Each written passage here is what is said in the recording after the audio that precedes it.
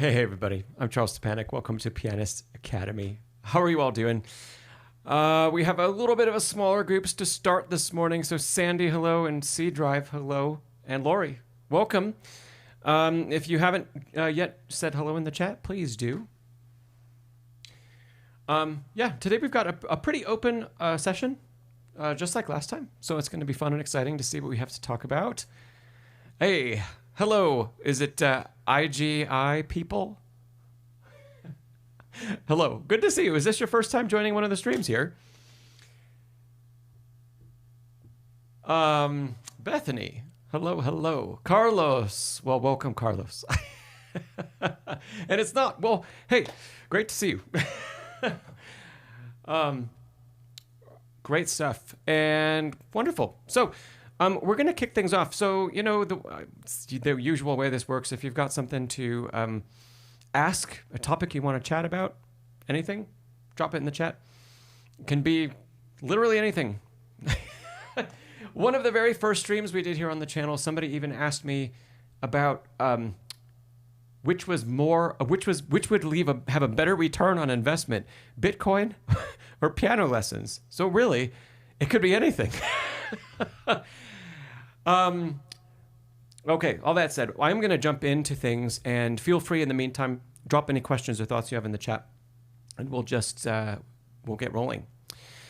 I got submitted to me via a Facebook group that I'm a part of, kind of two questions from John, and I wanted to tackle both of those to start with today. Hey, Leisha. And so we're going to start with those two questions, and then we'll go from there. And if they inspire anything else from all of you, then just say so. Okay, the first question. John's been studying the piano for a bit, and he likes to work on technique, especially by going to, I think, some easier pieces. So we're going to take a look at a page from a method book that he posted. And he's made some circles about some stuff. And his question was really about confusion with how to apply wrist technique, arm technique into repertoire.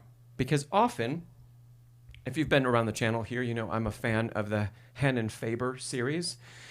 And the first couple pages of that book introduce wrist circles, lower wrist circle, upper wrist circle, and then combining the two. So, and then if you have the book, you're given exercises for how to practice those things. And those exercises on the first 3 pages are, so an ascending 5-note pattern with a pause for a lower wrist circle, etc. That's for the right hand. And then a descending 5-finger pattern for an upper wrist circle. And then a little turnaround figure like this. Oh, that's right. That combines both, the lower wrist circle followed by an upper. And John's been going through those, maybe some other things in the book as well. And he said, well, it's great when you see those in exercise form, but how do you know when to apply those movements to a piece of music? So I'm going to try to tackle that question first in relation to the actual circles that he has made on the page here. And then maybe a couple other general comments. And, you know, while we're on the topic, if any of you, the repertoire that you're playing, I'm happy to take a look at some of these things and say, hey, there are spots in there where we can apply these movements and you should be trying to, or not. And if you do try to apply it, you might be doing the wrong thing with your technique. So feel free, if you're interested in that topic, to drop a piece or two that you're working on, and we can take a look at those. I'll try to pull the music up. Let's look at number 1 first. It's a broken open octave in fifth. And let's see, the tempo of this would be about here. That's the tempo. And I'm playing them all staccato, but you could play them not. Okay. Should there be any wrist circles while playing that passage or that bar, that figure? Should we have any? What do you think? Here it is again. We start with the fifth. Our hand is in position. Sorry, I keep switching back and forth, but our hand is probably in position over the octave, the G's, and the fifth. So how are we going to execute that with the most efficient movement?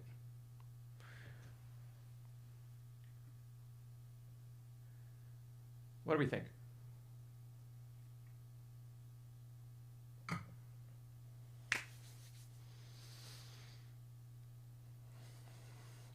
By the way, since we started, there are many more of you here. If you haven't dropped a hello in the chat, please do.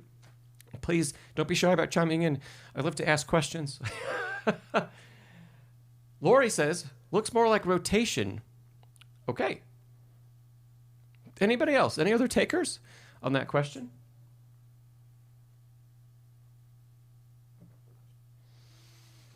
If not, yeah. Lori, I think you're absolutely right, actually. I think it is rotation. Because if we try to do any sort of, especially at that tempo, if we try to incorporate a wrist circle for the ascent, like let's say an upper wrist circle to the thumb, and then a lower to 5, and an upper, then we're going to be doing a lot of excess movement down, around. So I don't really think that works. I don't think that's a good spot to apply wrist circle.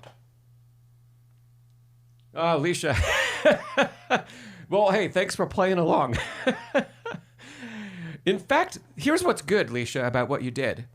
You looked at the direction of the movement, and then you said, well, which wrist movement should I apply for that direction as the notes travel? Hey, B. Booker.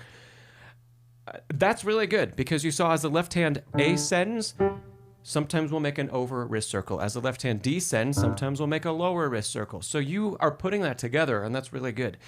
But the next step is asking, okay, if we see that in practice, what's the difference between this passage and those exercises in the Hannon Faber book? For example, an upper would be...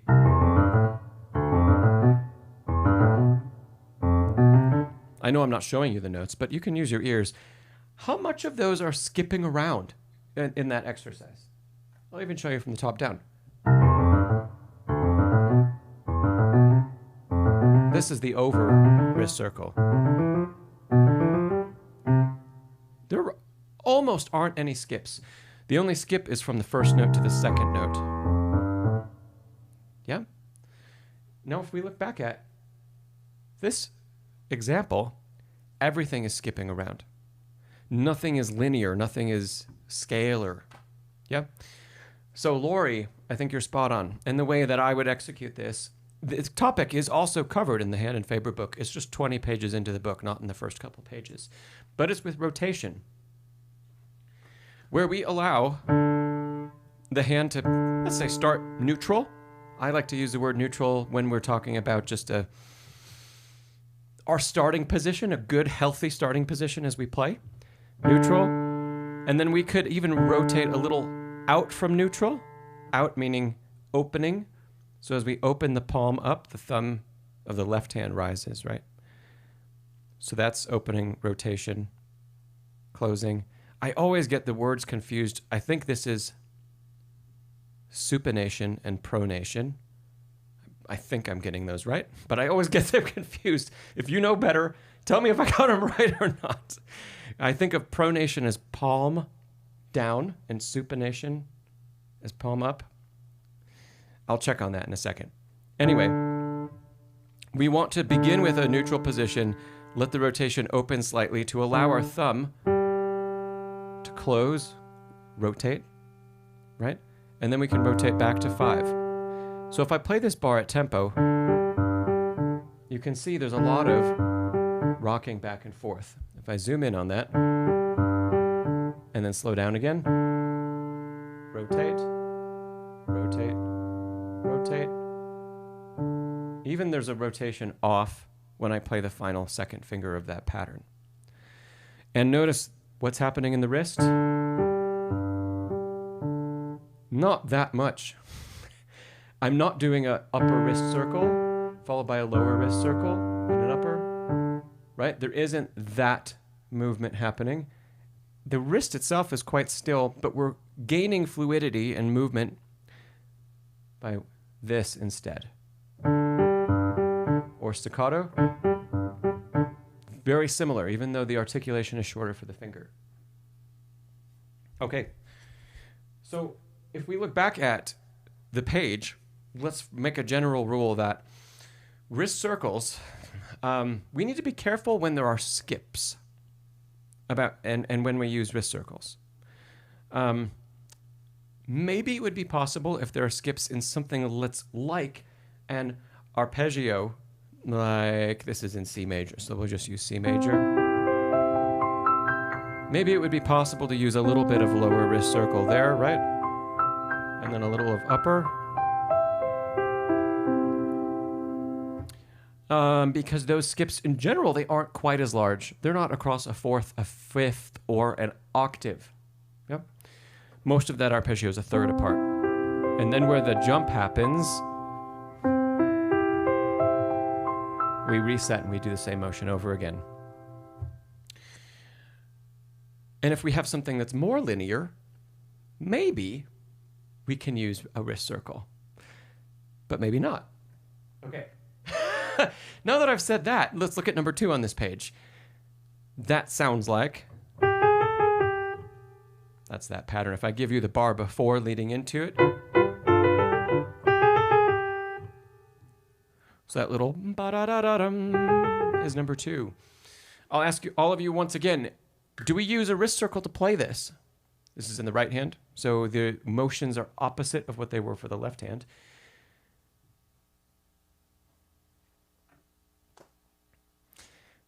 Yeah, Leisha, don't be afraid to chime in again if you think so. Lori,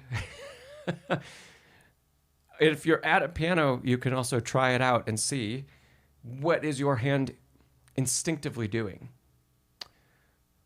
I'm not going to show you yet.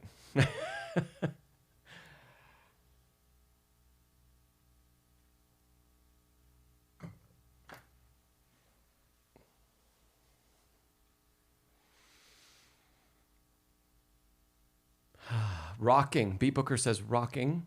Okay, great. Lori says could definitely see a circle there. I like that. Yeah. So I'm going to take those two definitions, rocking, circle, as being different, separate approaches. Anybody else want to take a stab at it?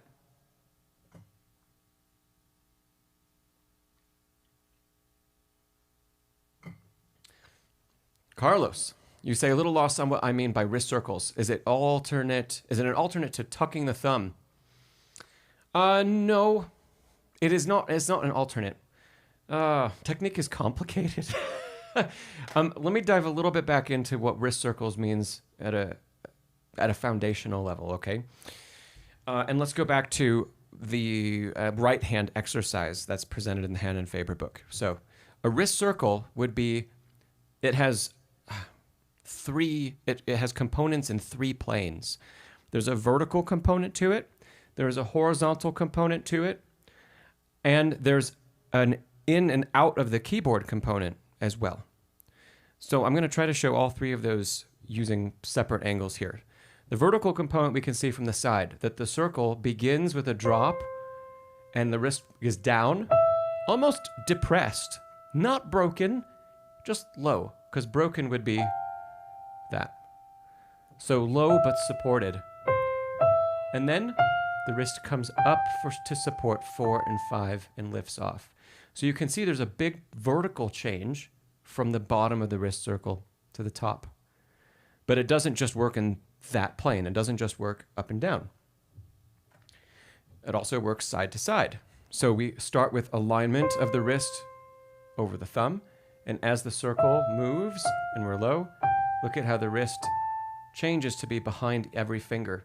So there's a lateral movement like this as well. The vertical one, you can see a little bit here at this angle. If I combine the two, you see a drop, the lateral movement, and a lift away. Yeah? And the last thing you can also kind of see here, that as we move away from playing the thumb, the hand pulls out of the keyboard, and then it comes back in to support and stand on 4 and 5. So there's also a movement like this involved. Yeah. So That's the whole thing combined. All three planes of movement. And to just show you from this side again, you can really see the vertical movement there. It's hard to see the horizontal alignment. And you can also see the in and out movement, right? Out, and then we go back in. Yeah? And look at, the fingers are nice and relaxed. If they were extended, I'd be really far into the keyboard, but I'm not. I don't need to play those notes. I only need to be with 4 and 5. Okay. So, Carlos, we can use wrist circles to help us to play lots and lots and lots of passages. Perhaps scales. Perhaps other passages, lots of passages in repertoire. And what John was asking about with these questions is, how in the world do we know where to apply them? So that's why I'm asking all of you, where do you think? So let's go back. We're still looking at number 2 here, that circle. And okay, so B. Booker said rocking. Lori said you could definitely see a circle there. B. Booker, you clarified rocking as meaning up and down. Okay. Okay, I get that. In this particular case, I think there are 2 great ways to play that passage, technically soundly. Yeah? One is with rotation again. Because we're moving across a black key, right? I think you might be able to see it from this angle. So starting with 2, and we're fully rotated toward the thumb side. There's a little bit of rotation toward 5, opening of the hand. More opening. So if I do it quickly, it looks like a little shake, like that. And again, the wrist isn't doing anything. It's just free enough to allow the rotation of the forearm to happen. Yeah? That's one great way. That's probably the way I would gravitate toward playing this passage, is with rotation first. However, all that said, we can still, even though there's a black key and the height of the passage is going up physically in space, right? So even though the height, the passage ascends to a sharp there, we could still play this with 2 wrist circles, a lower wrist circle followed by an upper wrist circle, which would be like gesture 3 in the Hand and Faber book if you follow that book. As we speed up, now you can see there's less rotation, less rocking, and there's much more of that vertical movement. You can see the vertical from this plane, and if I switch angles, you can see how the alignment changes as I go through the passage. As opposed to rotation. Rotation, I would choose rotation because it's a more efficient movement. And it's still going to aid me in playing that phrase. Or something similar to it. This is just a chromatic phrase passage, right? We don't have any thumb tucks. We don't have anything else to navigate or to restart a movement. I would choose rotation because it's the least movement to allow the most support for the hand and the fingers. But especially at the level of this piece, you could absolutely employ, if you wanted to work on a lower wrist circle followed by an upper one, you could absolutely use that in the same passage. Which brings us to another point. Sometimes there are multiple great ways to approach playing the same thing, which is why you can, if you are a student of technique and you watch a lot of the great pianists over the last 100 years, there's so many videos out on YouTube, and you can watch the same repertoire being played, and every person's approach to the same passage can look different because they're choosing to emphasize a different part of technique to help them through the passage, to make it feel the most efficient. So a little bit of that is personal as well. When you get to a certain level where you've mastered, if you can do all of the techniques that you need, then you can choose, hey, I like this one the best, and so it's going to help me the most in performance. I don't need to practice the other one because I know the other techniques already. Okay. Bob said, seems contrary to the technique of holding the hand steady with a quarter resting on it. Absolutely. That is one of the worst possible things a teacher could do for students, because we need to maintain freedom and fluidity in the playing mechanism, which is the whole body. Even the great pianists who were very stoic and still, like Rubinstein, like Horowitz, they still had great freedom in the way that they played. They just didn't have excessive movement. And so the problem with, if we teach a student to play with the quarter on top of the hands, everything is going to come down to only what the fingers do, because the rest of the body almost cannot at all get involved. With the rest of the body not involved, or involved in a negative way, meaning we're holding the hands in a very particular position so that we don't change the orientation of the top of the palm, that promotes tension, which is not good. I don't know this for sure, but I would bet that Rubinstein and Horowitz and others like them were not taught to play with the quarter on top of their hands. I would bet their technique was developed by watching their teachers play from a very still position and learning how to imitate that, because they learned long before the pedagogy that we have today was established. But I don't know any firsthand accounts, but I wouldn't think that they were taught that way.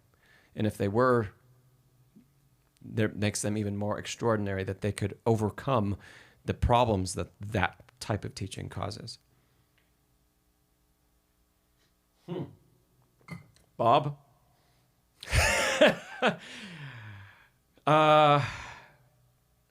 Bob, how about this? Ask yourself, when you video your playing, or when you look at her playing,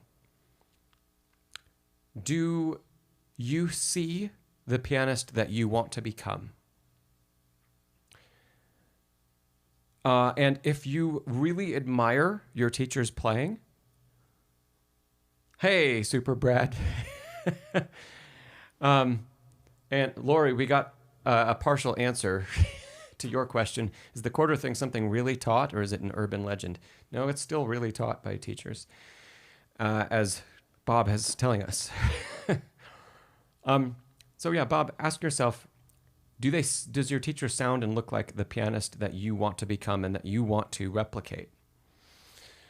If that answer is yes, stick with them. If you join in here and you send any videos in, because I welcome people to send videos of your playing, I will be encouraging you to have more freedom. Probably. But, all that said, I don't want to damage your relationship with your teacher, especially if you really get along well. It can be difficult to find a teacher where your personalities click. And I don't want to set you down a path of having to find someone else. But, does your teacher play Rachmaninoff? And do they play big list pieces? And what do they look like when they play them? And are they able to achieve a professional result? That might be the best answer to your question. I never had a teacher that taught the quarter technique. I first learned about it when my teacher was trying to get me to do more, to move more, when I was about 13, 14 years old. And they told me about the quarter and how bad that is.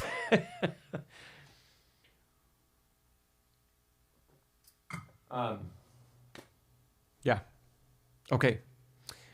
The guy who asked these questions, John, he's not here because it's the middle of the night where he is in the world right now. But John, I hope that that talk through things is a little eye-opening for you. And I want to get into the other question of his. I think we'll spend a little less time. His other question was, how do we materialize composers' general expression markings into our playing? Markings like risoluto, giocoso, animato, tranquillo. He says he just randomly picked a few. Assuming all of the necessary tempo, articulations, and dynamic markings, along with phrasing, are given on the score, how do we adapt our playing to reflect that word or that guidance from the composer to play something playfully or animated or calmly when all of the other musical markings, annotations are already present? John says it's conceptually, he feels it's easy to understand but hard to implement. Okay. And then John asked if I could give an example. Well, let's see. Everybody understand the question? I know that's a lot, especially when you can't read it.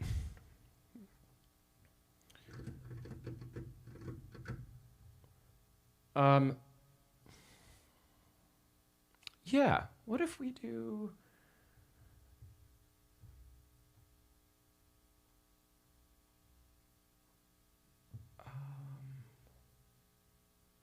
so that I'm not butchering any piece of music, real music, in the process of kind of going through a lot of different demonstrations. Let's use a little bit of a Czerny exercise. We're going to use the first exercise from Opus 821. It would go like this normally.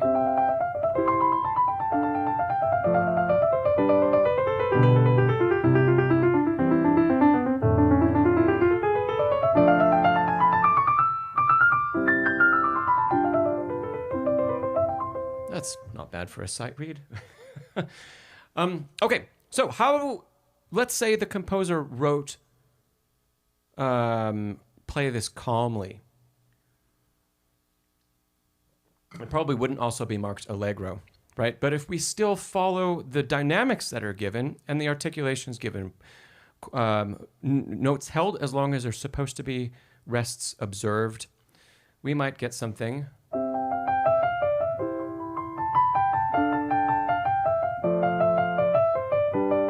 Let's obey the crescendo.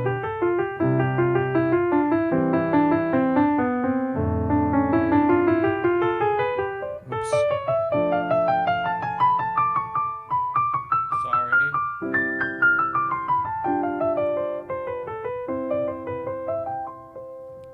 Okay. And what if we get, what if we say it needs to be animated?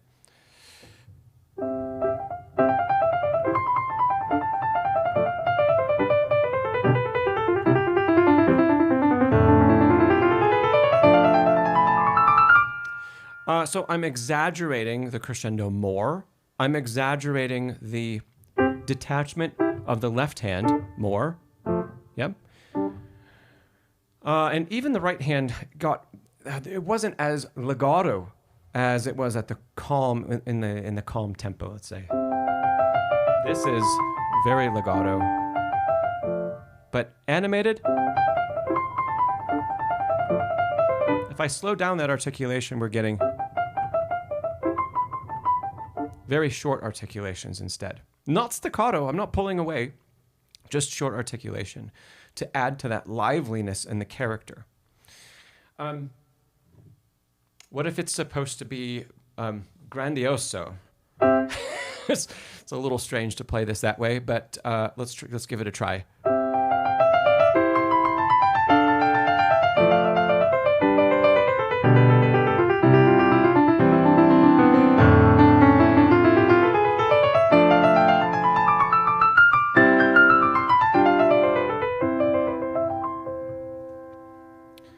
Okay, I didn't quite obey some of the dynamics, but again, I exaggerated the crescendo. There was more rubato, especially at our arrival in the second system.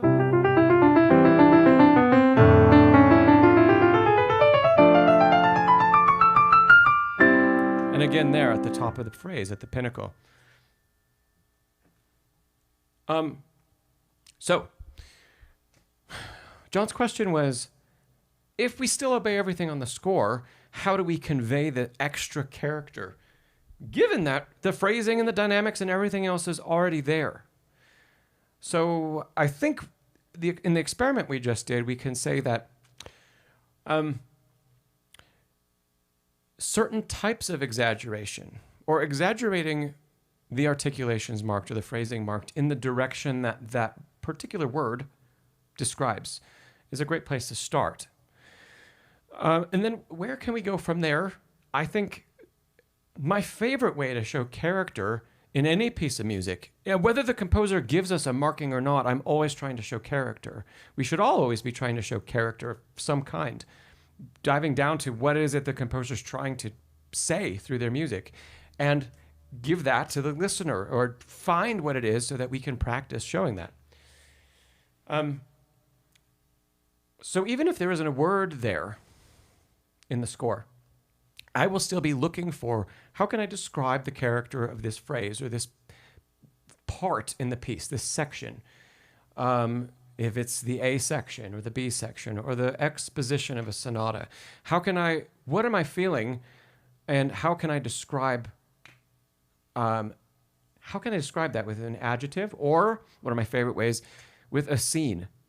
This stems from my composition, but I really love to create scenes, almost like a movie scene in my brain, about the work that I'm playing and the phrase that I'm playing, and how the scene unfolds over the course of a piece. So I create a visual in my mind, and I can see everything from how the camera's moving, what we're zooming in on, who the characters are, who the actors are, the expressions on their face sometimes, or if it's just a scene in nature, how we're navigating around that. And, let's say there's a waterfall in the distance, and as we get closer, it gets more and more grand and expansive and thunderous. Well, all of those things can apply to how we play something. And I find, especially with myself, most of the time with students, if we can stop trying to analyze, get louder here, it gets softer here, and slow down here and speed up here. But instead of doing that, if we can give ourselves something deeper to focus on, an adjective, an emotion, a scene, then we really get to explore how to make a really beautiful piece of music, or at least a really beautiful phrase, or something that really says something that is meaningful, that's coming from within us, that's not just a recreation of notes and rhythms and dynamics, but that's deeper. And I have not met a student who is able to go from louder, softer, faster, slower into that true personal connection and representation of the music. I've not seen that happen if all they think about is technical things, right? We have to think on a deeper level. It's almost spiritual in a way. We have to get into the core of the music and say, what is it? Maybe we can find out what the composer was trying to say with it. And that can be a great starting point for our own interpretation and our own exploration. But then, great, make that your own. Develop your own scene. Do something with that. And do that for every phrase of every piece. Have something that we're really trying to convey and trying to express that's much, much more than notes, rhythms, dynamics, and articulation and phrasing, right? I call it the difference between being musical and being artistic. You can be very musical and you can give us everything that's on the page, and it's not artistic, but you followed everything to a T. And then there's being artistic, which is saying, I've done all of that, and I see how to make this say something to someone else, or say something to myself, at least if I'm playing just for myself, for my own enjoyment. That's the deeper place that we want to strive for. And I don't think you have to be an advanced pianist to start looking at that. I don't think it has to be saved for some point down the road. You can start on it right away. It's just if you're earlier in your journey, you're going to have to know your notes and rhythms better. You're probably going to have something memorized in order to start down that path, because we have to have space in our brain to think about it. Any questions about any of that?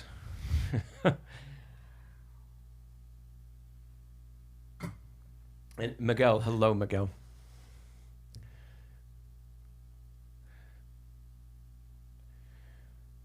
Miguel, well, I'm going to wait for some questions about what I just talked about and see if there are any. But I'm going to try to find a copy of that Czerny opus because I don't have 740 on my iPad. And then maybe we can talk about that.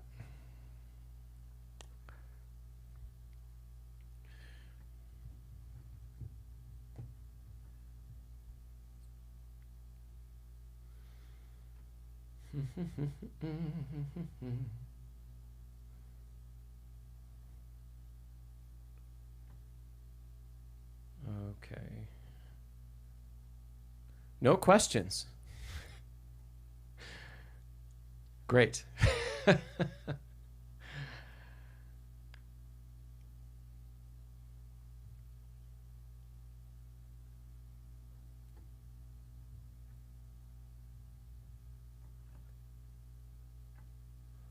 Okay. I think I did a good job explaining that then.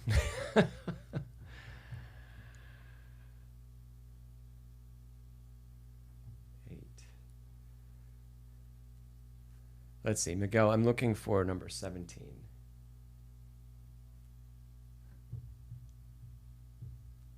15, 16. Okay. Opus 740, number 17. Miguel, is this matches what you're currently studying, yes?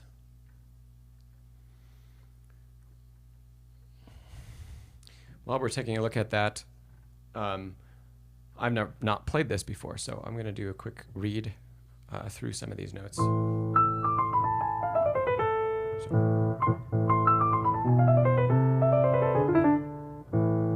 Starts yeah, up.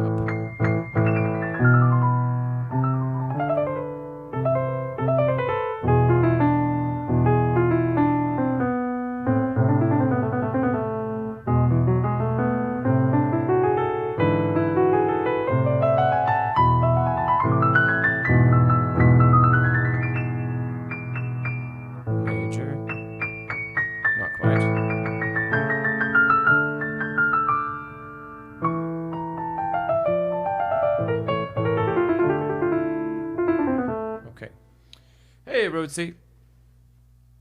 Okay, great, Miguel. So you said your hand is tensing up while going forward. So probably right hand. And Miguel, when does it start to get tense? Does it start right away at the beginning of the piece? Or does it happen later on? Yeah. And I see your next question about the sparkling sound. Yeah. Great.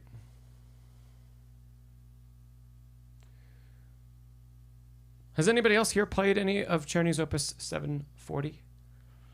Why don't you even drop in the chat if you've played any other Czerny before?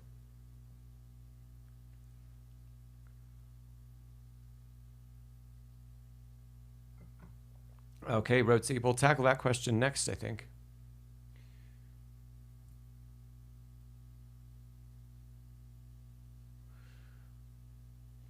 Just for kicks, let's see what the what the tempo marking is on this.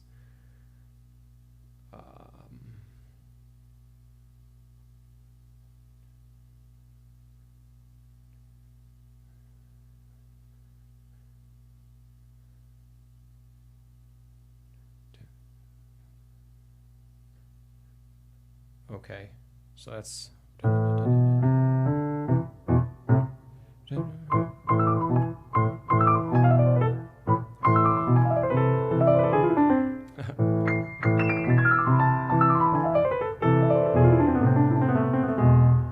that's lickety split.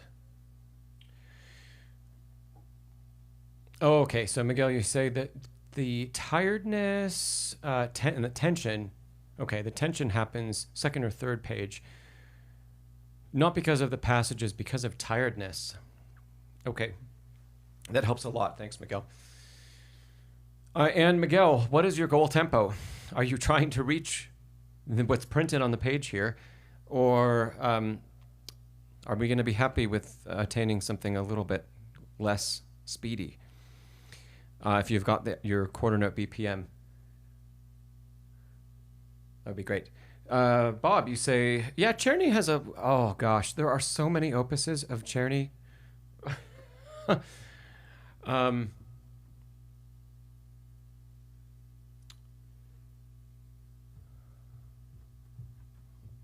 Let's see.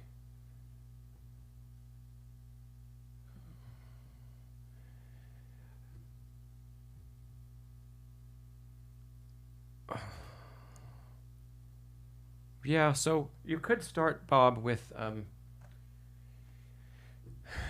this is Opus 139. Depending on, I don't usually use Czerny when I work with students. Occasionally, here and there, I'll pull out a one kind of bespoke exercise that I pull just for them because they need work on a specific thing, and the practice that they're getting in the repertoire isn't enough to really unlock that technique for them. So I'll go look for an exercise that works that same technique. But otherwise, I don't usually just have students go through everything in Czerny. We talk about technique and scales and arpeggios, and then in those difficult passages in repertoire. Hey, Bedlington Groomer.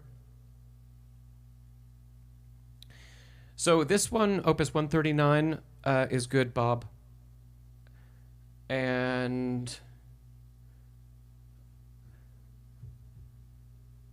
if you don't attempt the tempo that's given here on these for Opus 849, the notes themselves aren't that crazy.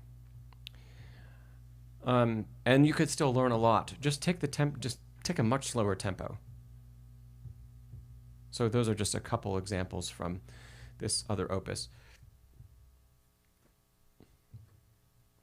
Usually my favorites, and that's why I pulled them out, are Opus 821. They're very short, and they work on one very specific thing, but they are usually for at least mid to late intermediate and beyond. So, in that first one, it's really working on rotation through a rocking rotation very quickly between 3 and 4 most of the time. Number 2 works crescendoing scales in the left hand, just over 1 octave. Number 3, I like giving students when we need practice with articulating thirds if we haven't done that very much. And they go on. These are all just 8-bar exercises in this opus, and they're all very good at the one technique that they're introducing or focused on. Okay, let's go back to Miguel's question.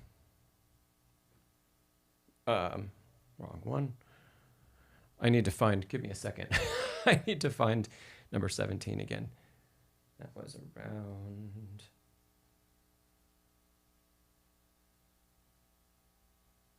Okay, here we are. Yeah, Lori, I would love to do that. Absolutely. And I do think we'll have time. Okay, so Miguel, going back to the Opus 740, number 17, you get tired on the second and third page. Your goal is not tempo right now, but you'd hopefully like to play it about 120 for the quarter note. That's still fairly quick. Let's see.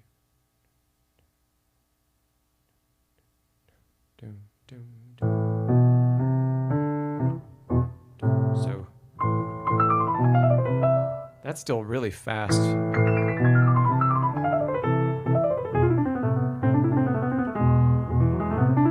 Yeah. Well, great. That's a great goal. Okay. Miguel, have you done any practice in groupings with this piece? Rhythmic groupings. And I don't necessarily mean really short ones, but let's answer that question first. What is a rhythmic grouping? Where we give ourselves time to pause in the middle of a long passage. So have you ever practiced giving yourself time to just relax in the middle of the passage? Because the scales, they don't cease. They continue and continue and continue and continue all the way until the very end. So it's incredibly fast. And there are, I'm already finding, I'm only reading the first few lines, but I'm already finding that there are some, interesting finger twisters that happen in the middle of some of these bars.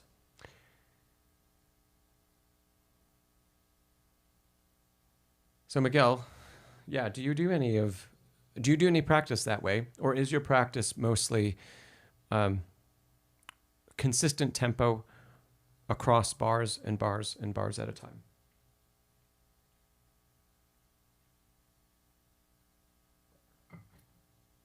Okay. Oh, you just have a few days with it. Well, wonderful, Miguel. Okay. So you're grouping 6 usually. Great. Good start. Also try, hey, Nancy. Also try grouping things in 12. So, and then, oops, there we go.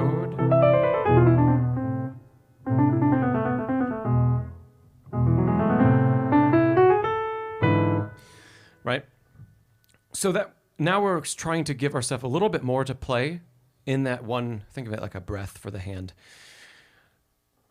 Before we still start to string everything completely together.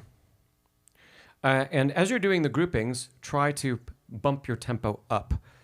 So, it's not going to be really helpful to do grouping practice here, like this tempo. And there are 6 maybe. And then even this is probably too slow to really get the benefit of what groups do for us. So until you have the notes well enough in your hands that you know how to play each group of 6, don't do groupings. Just read it.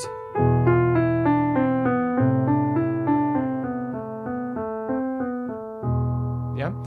But then when you can, and I'll try to give you a minimum tempo that I think will work. About there.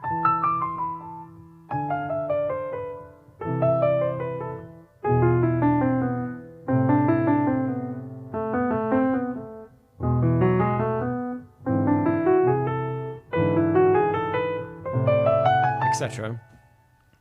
I think that's a good minimum because it's a fast enough tempo that we're starting to feel each group of 6 as one movement and not 6 separate notes. And then if you can maintain maybe that same tempo and do a group of 12.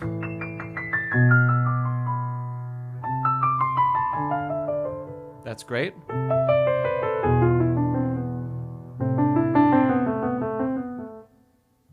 Notice that every one of the groupings, I'm still playing musically. I'm still giving it a shape. It's not necessarily what matches the score, but I'm giving each one a little bit of a crescendo and decrescendo, which is helping me to feel the release at the end of the grouping. And that release, that's why we practice groupings, so that we can feel that release in the middle of really difficult passages that normally don't allow us to relax. We need to program in points of release that a tiny little bit of that is going to stay in the mechanism, and a lot of it is going to stay mentally with us when we start to play full tempo without the groupings, without the breaks. Yeah, Miguel. One more thing about groupings. When you can, and as the tempo is just a little bit higher than what I just gave you, start to do one whole bar.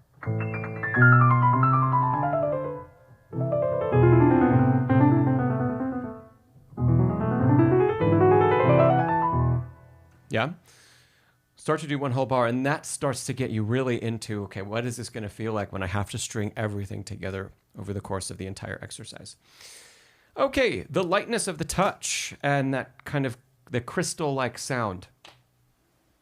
Notice there are no articulation marks in the right hand. So we want to, it's going to be very easy to sum it up with words, and it's very difficult to do well. But we want to feel an immediate release of every finger after it plays.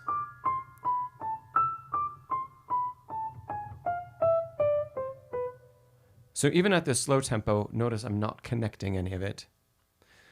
And up here, the piano doesn't have dampers, so it all rings. But I'll go to the next bar.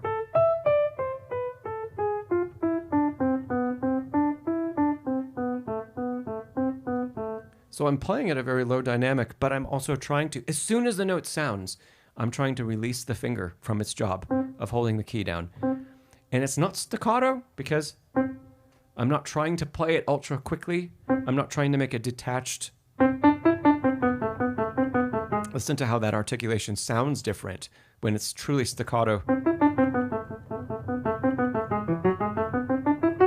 It's not that, it's.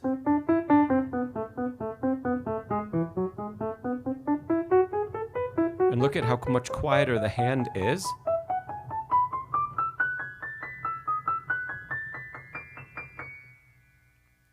So the focus is on, as soon as a finger plays, it hits the bottom of the key and it's released.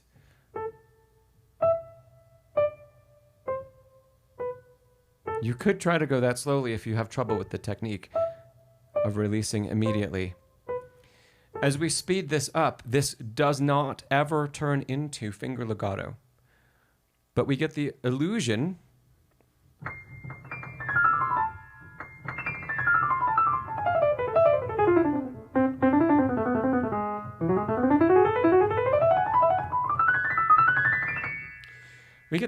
that things are a bit more connected.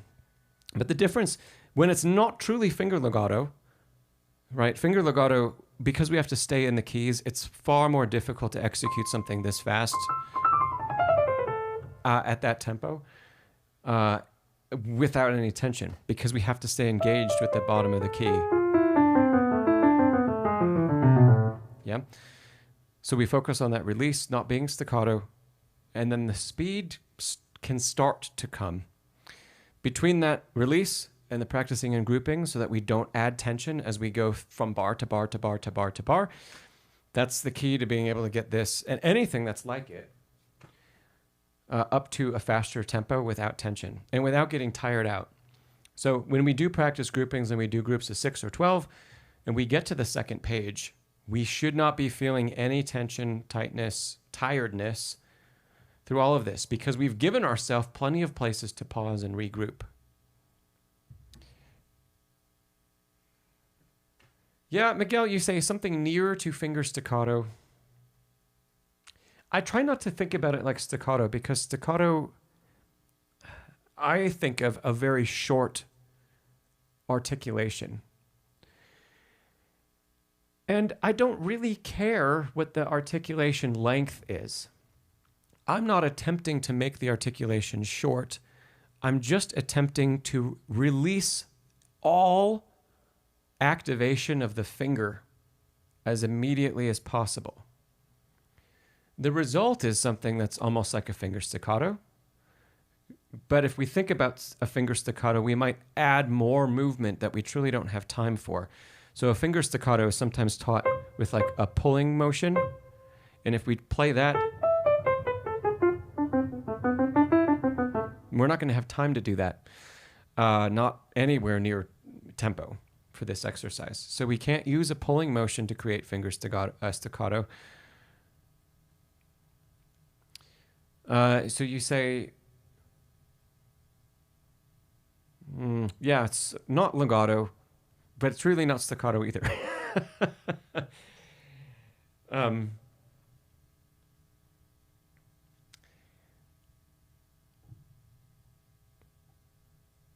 Yeah, this will be a great etude for you to practice that type of touch. And it can be used in so many different pieces of repertoire. I have been teaching Mozart's with the same touch, starting in these scales.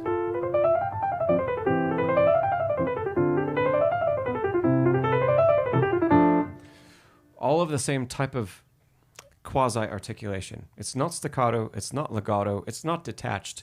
It's just an immediate release. And the resonance of the instrument alone helps to connect the sound together because of the tempo. Yeah. So we aren't attempting to play legato, but the instrument is kind of doing it for us. And in the meantime, because our release is immediate, we get this added clarity that's not possible otherwise. Yeah, Miguel, that's a great question. Let me know if you have any follow-ups about that. Does anybody else have any follow-up questions about any of that technique?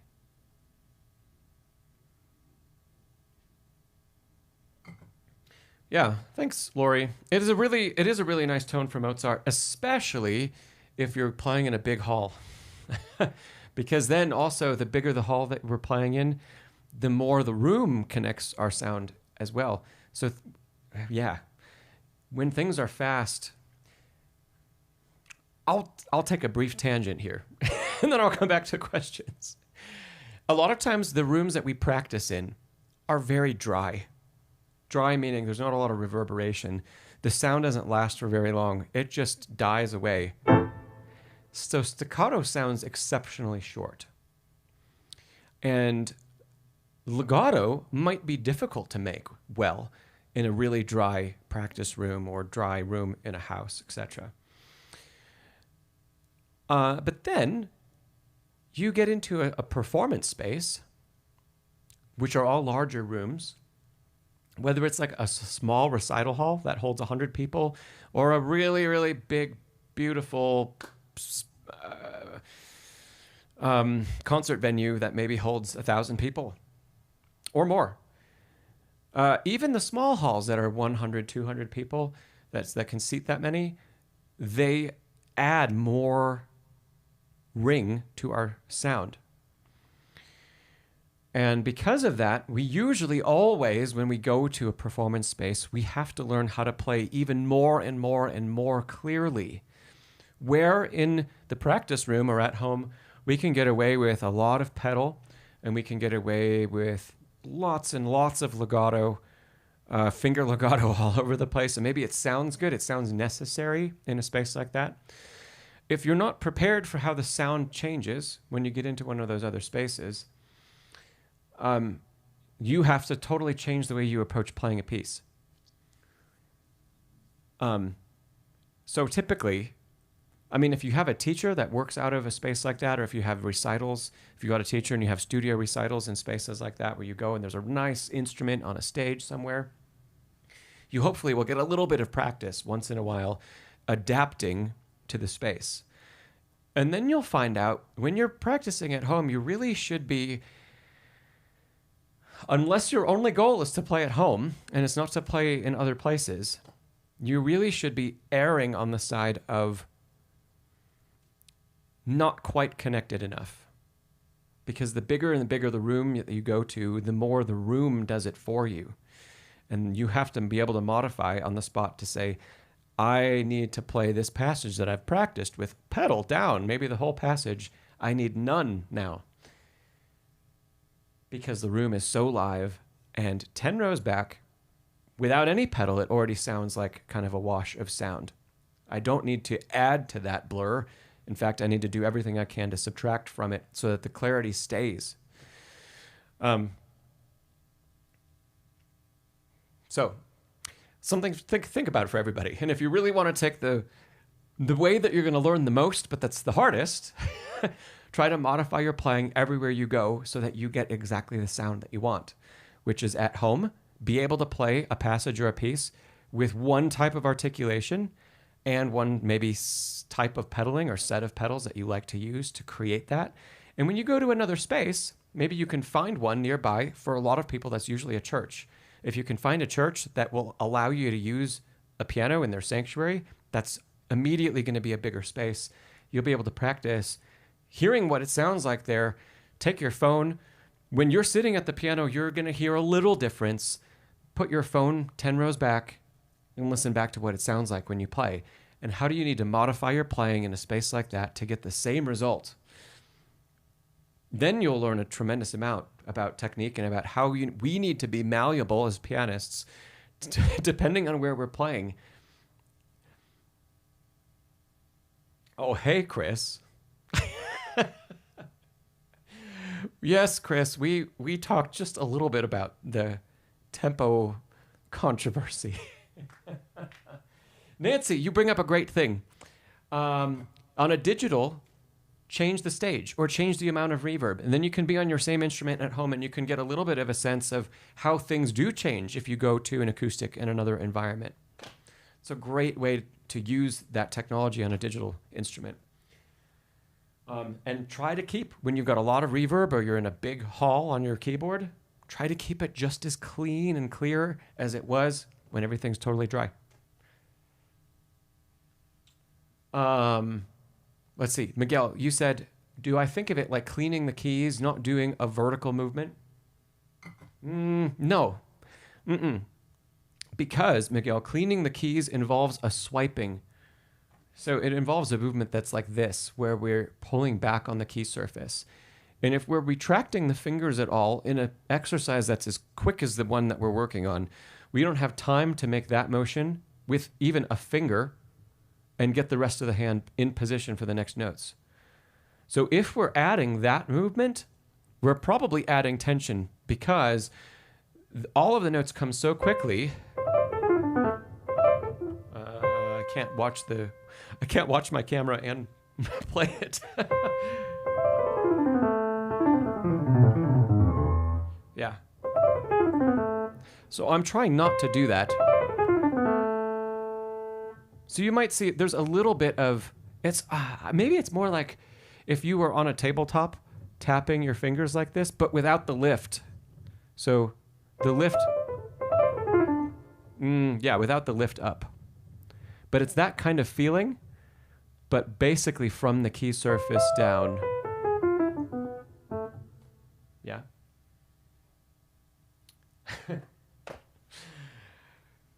Yeah. Well, Rotzi, it's important when you're the teacher. Hey, Kale. Okay, great.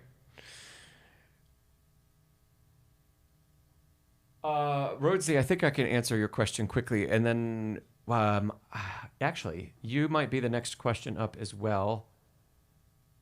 Yeah, we'll try to go over your Chopin. Miguel, I hope that was helpful. We can always revisit the conversation, Miguel, you and I together on another stream, or if there are other questions about what we talked about, please drop them in the chat. We can always come back. Okay. Rotzi, you say, oh, don't ever rush learning a piece at home. By the way, it can cause you to go mental. Yeah, agree. Music is one of the yeah, it's one of those things that you can't cram. Unless it's incredibly easy music for you, then maybe. But if it's a challenge in any way, shape, or form, you can't cram it. And it just won't work. Okay. So, Rhodesy, your previous question was, how does one deal with left-hand waltz cello melodies, like in Opus 64, number 3?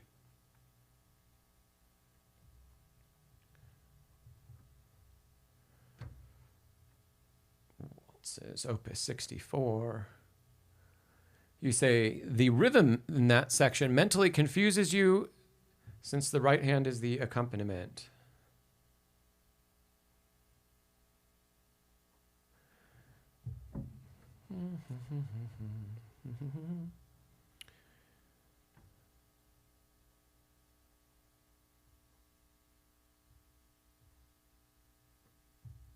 What happened here? Did I skip over it? I think I did. Okay. So, let's see. Bum, bum.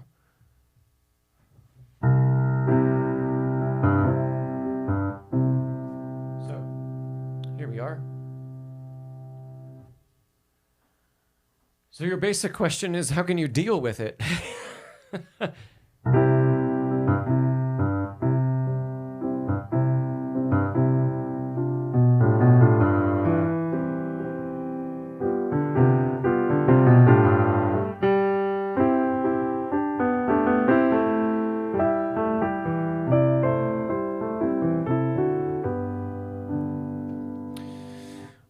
Rhodesy, my biggest tip for you throughout this section of this piece, probably in most similar things in other repertoire, if you haven't already, you say especially accompaniment that starts on the second beat. Okay. If you haven't already, learn, know, memorize, and be able to shape the left hand exactly the way you want.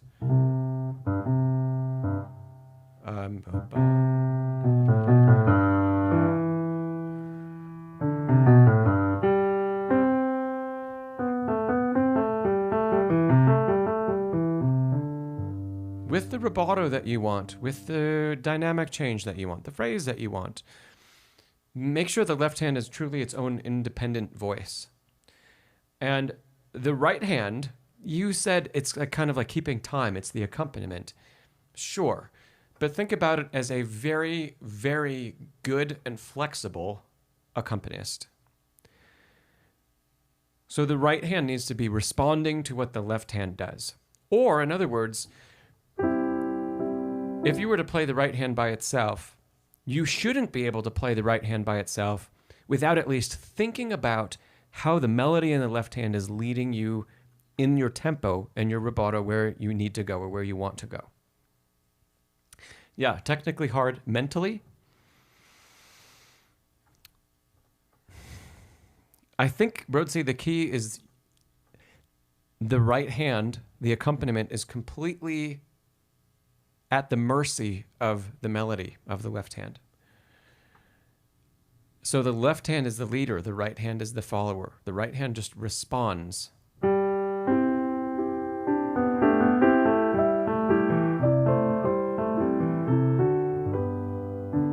Let's keep going.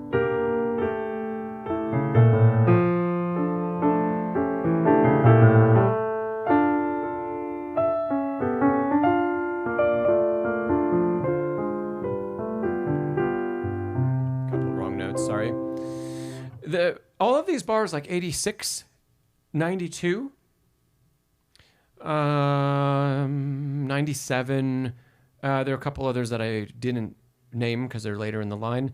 But all of those bars, they're really nice moments for the melody. Like in 86, that's really nice.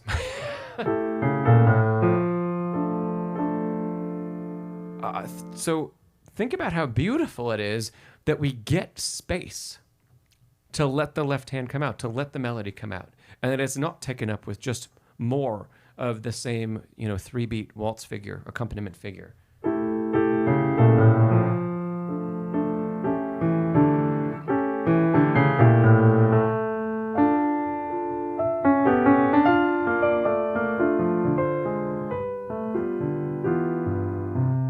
I'm taking a little bit too much rubato because I'm just reading it. But if I go and play that line again, I'm going to hear in my mind the melody in the left hand.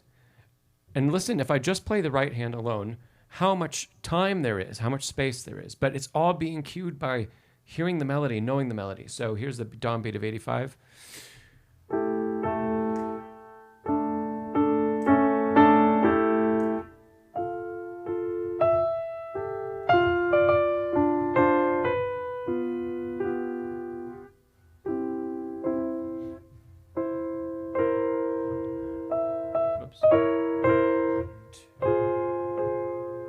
Yeah. There's a lot of freedom. That's what I'm really trying to go for. And the freedom is driven by the left hand. So it's no longer a bum, jump, jump, bum, jump, jump, bum, jump. That's so predictable. It's very lyric. And the rigidity of the waltz needs to give way to what the melody is saying. The melody is our soloist. It's our cellist. And we're playing both instruments, but if we think about the right hand as being the pianist, the left hand is the cellist, we just need to respond to what the cello is doing, as if it's a completely separate person. Rhodesy, here's another thing you could do. Because we should be responding to our left hand with the right, make a recording of just your left hand from measure 73, and then play to your own recording the right hand. Because we're going to need to be listening very precisely to the shape that your left hand is making and then how the right hand fits around that and just supports it. And those long notes, it's going to be difficult to line up where the hands come back together. Like 1, 2, 3, 1, 2, 3, 1, 2.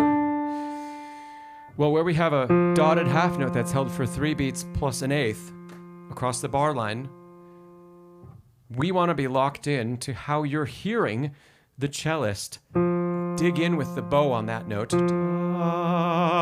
da, da, da, da, da, da. And if we're aware of that while we play the left hand only, and we're still aware of that while we add the right hand, and we're listening to the left hand, we will be very close to playing the hands together. But if the right hand is just chunking along, don't do this exercise like that where you play everything as if it's to a metronome. That'll be way too easy. And I just see your comment. Is metronome advised? No. I'd say no. That's way too, it will make it too easy to play everything in time. We need to let the right hand feel like for once, it is not in charge.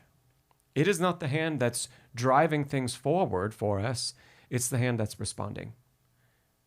So, play with a nice amount of rubato in the left hand. Learn how to make the right hand follow that. Yeah, Rotzi, there are a couple areas where there's a little counter melody in the upper part of the right hand. So there's a little bit of that. You say like talking to each other. There's a little bit of a duet there.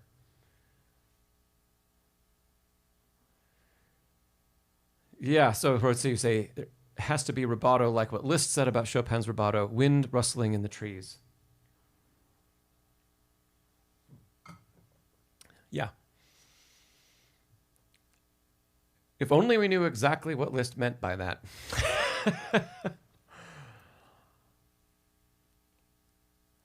It's a really interesting thing to think about. Because it's almost impossible for us to put ourselves in the ears of people who were living at the time. And usually that statement by Liszt is interpreted like the trunk of the tree is very stable.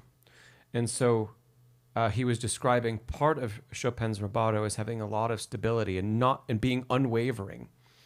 Yet the wind is rustling in the trees, in the leaves. And so some people take that literally to mean like one hand stays perfectly steady and the other hand weaves around it. I don't know if I've ever been able to truly add rubato to Chopin that feels right, trying to emulate that. Where both hands don't have some sort of freedom. And so that comes back to the fact of like how firm is a tree trunk according to Liszt? How unbending is it in that metaphor? And how did he hear that in comparison with other pianists of the time?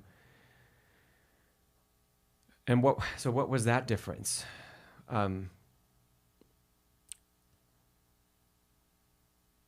It's so hard to know. And life was so different for everybody back then. It's so hard to know what was meant by some of those statements. I'm usually of the camp that we can add more rubato than less in Chopin and all of the Romantic composers. And I support that by, all of the accounts of Chopin playing his own music where people couldn't even recognize two pieces of the two of the same pieces played one right after another. Like how, not just notes. He didn't just change notes. He had to have changed so much about his performance of one of his works that it was unrecognizable. There is no amount of ornamentation that Chopin would have done that would have made something unrecognizable to an audience after they just heard it. Therefore, what else did he do? I surmise, because there's no proof, that he was a lot more free with his rubato than I think we give credit for. And he was such a talented pianist that he could make things feel secure in tempo, where it didn't feel like the tempo was wavering all over the place, the tree trunk. He was very secure, so secure in showing that tempo without it being metronomic, that he could push and pull and do lots of things. We don't really hear pianists like that on recording today very often. So anyway, that's my opinion about how I take that statement from Liszt and how I interpret how people reacted who heard Chopin play, and the descriptions of his rubato and his sense of pulse. That he could do great things without losing the sense of pulse. And that doesn't mean the pulse was steady. Because sense of pulse is not equivalent to metronomic.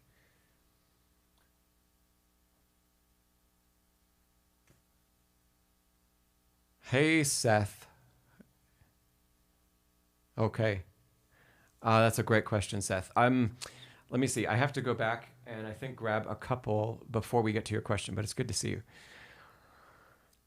Rotzi, thanks for that. Thanks for the question. I hope these things were a bit helpful for you.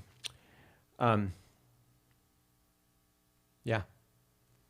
Let me go back and, okay, so let's see. Laura, you had a question about discussing examples of wrist circles in real repertoire.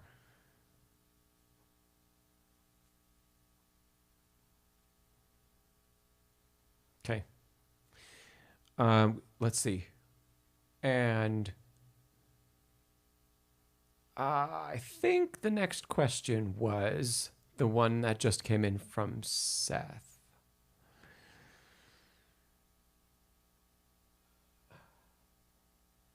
Oh, thanks, Rhodesy. I appreciate that.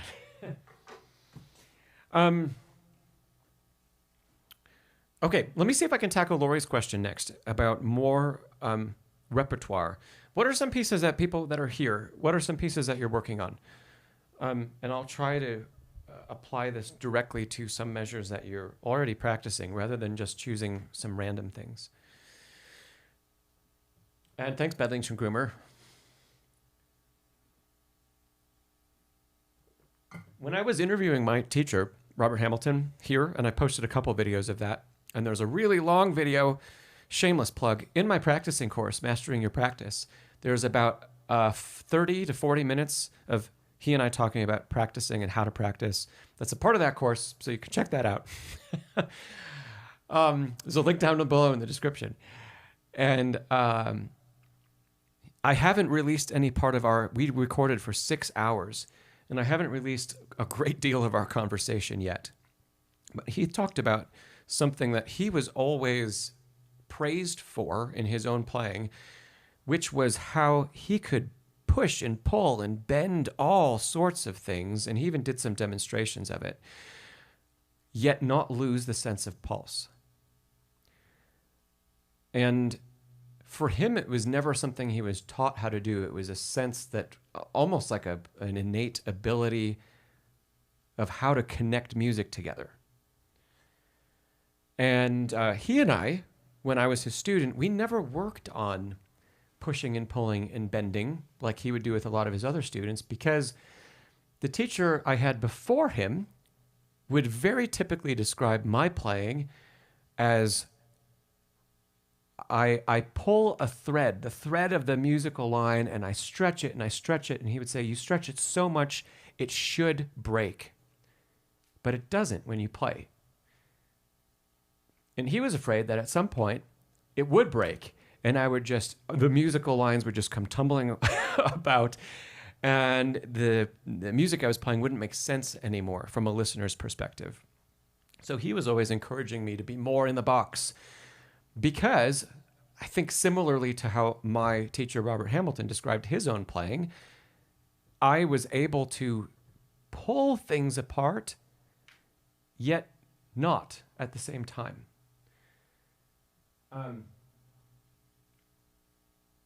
So yeah, a huge amount of my training with that teacher, Dr. Daniel Horn, was about putting things back together, making sure you know exactly where the pulse is, that you don't sway, that it's crystal clear. And, doing lots of practice like that so that there wasn't as much swinging back and forth. And yeah. So, okay, we've gotten some repertoire in. Brahms, Intermezzo, Opus 118, number 2. If I don't have that, I think, like I looked this up last time, I think I only have... Oh, I do have Opus 118 on here. Great. Let's start with that. We'll see if there is any line in this Brahms, where we're going to play with wrist circles.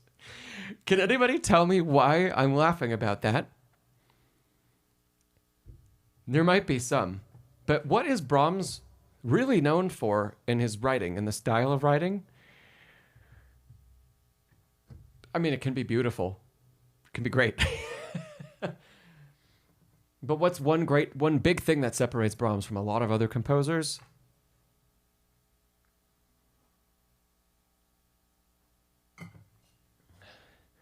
It's like this. It's usually massively spread out for the hands. So we're going to go through a little bit of the second intermezzo, and I'll see if there are lines where any of this really happens. Because the more spread the fingers are and the hands are as we play, the less ability we have to make those wrist circles. Okay.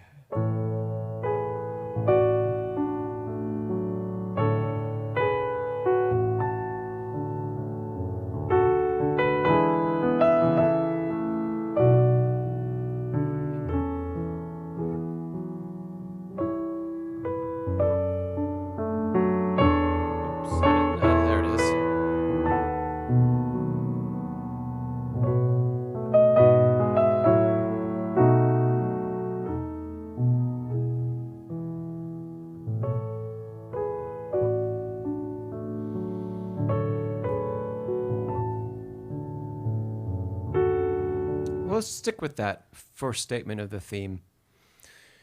Okay.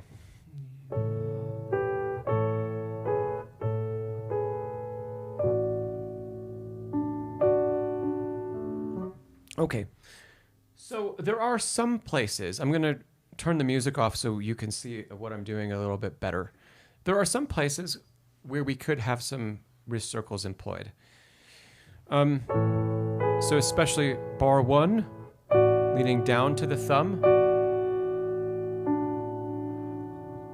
We could activate that note with an outward wrist circle that leads us to the thumb. You can see how that's happening.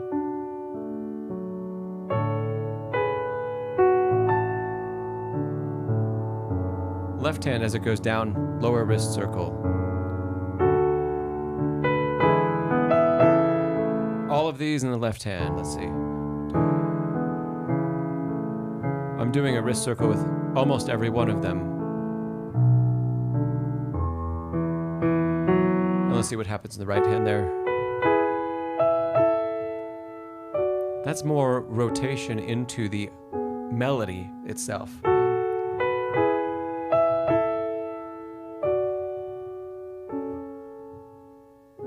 Let me annotate some of that on the page for us.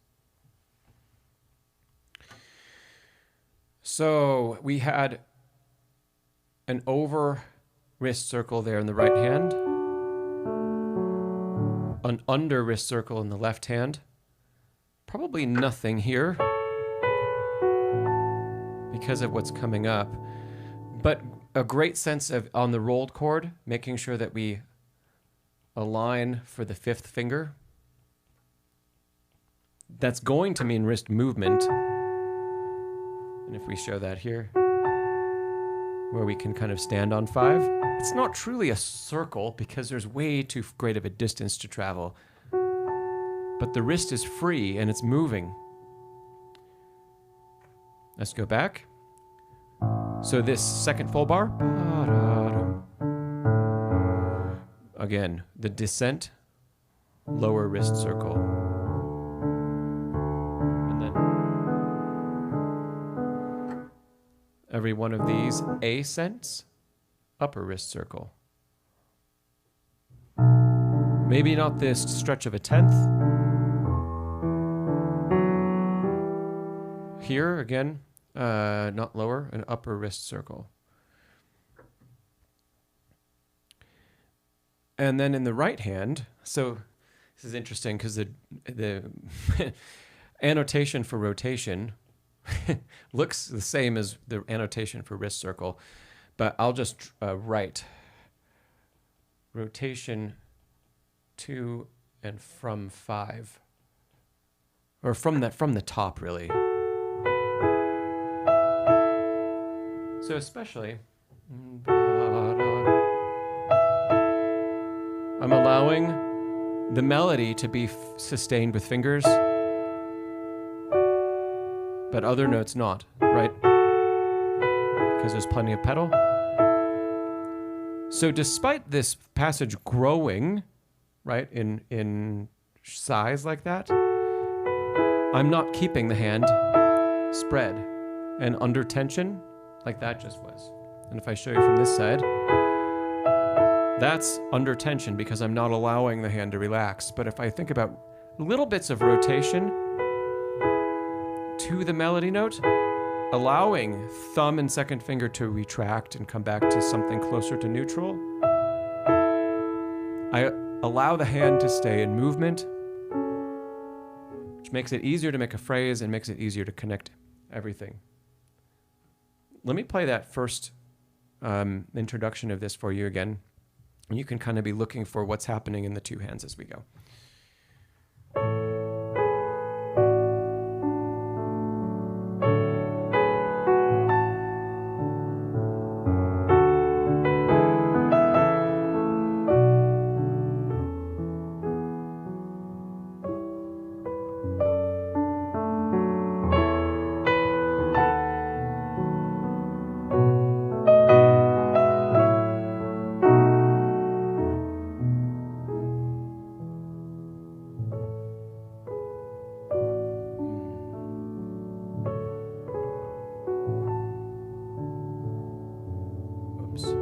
Okay, good.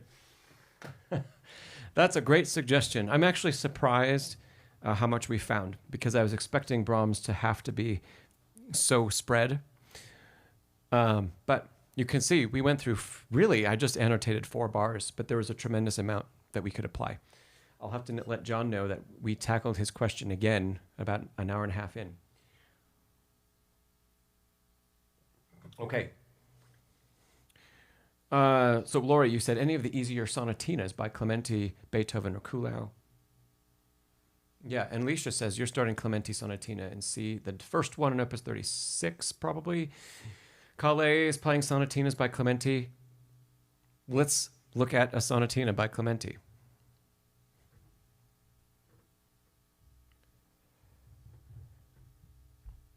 We'll use the first one. Oh, yeah. Okay. This is probably familiar to most of you.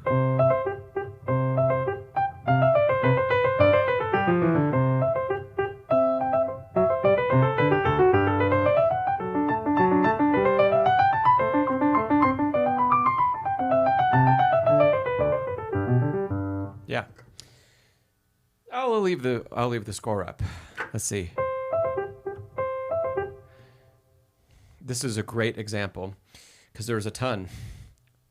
As the right hand ascends, come on, there we go. Lower wrist circle into an upper wrist circle. Lower wrist circle into an upper wrist circle. When we get the scale, there are small variations of that. There's like a small version of an upper wrist circle, and then there's rotation, and another small version of an upper wrist circle. But it's not as great as the ones in the first 2 bars. I'll zoom in on that on my hand in just a second. We've got a similar pattern. The left hand, let's see, just has one note. This 5-finger pattern, that's just a descent. It's the 5-finger pattern in C major, is a perfect place to execute lower wrist circle in the left hand. And then we get repeats. Let's see, lower wrist circle, upper wrist circle, lower wrist circle, upper wrist circle. Rotation, just different pitches.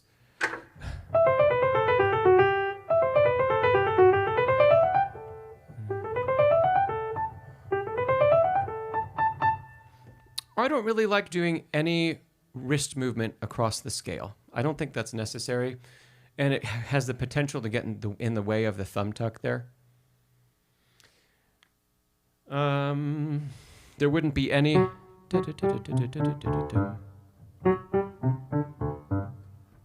Let's just say in the left hand here, there isn't any vertical wrist movement, but let's let the left hand float. And why don't we just take that much, and then I'll show you these same annotations a bit bigger. So, beginning of the piece, lower wrist circle, upper. Right, and then small version. Rotation, small version. Let me do that again more slowly. Lower wrist circle, upper, bounce. Lower, upper, bounce. Small version of upper, rotation, upper, lower, upper, lower, upper, rotation. Nothing, just fingers. And then as we cross that leap there, I didn't do this on the page, but we can allow the wrist to lift away the note that's staccato to change color. Then we have another scale. There's a little bit of lower wrist circle there, but it's not very much. Now, big lower wrist circle, upper, rotation, and then 2 upper wrist circles.